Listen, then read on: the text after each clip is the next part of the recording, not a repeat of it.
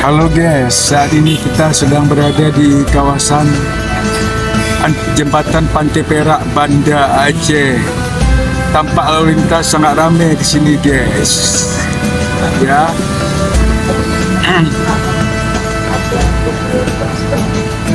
Menjelang PON ke-21 Sumut Aceh ini tampak Balai Pengerjaan Jalan Nasional terus bekerja guna suksesnya pelaksanaan PON yang akan dilaksanakan pada bulan September 2024 ini. Tentu upaya yang dilakukan oleh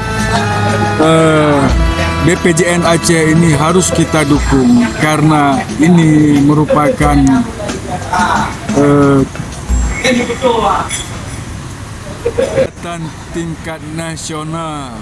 Tentu kita bangga dengan dilaksanakannya PON di Aceh.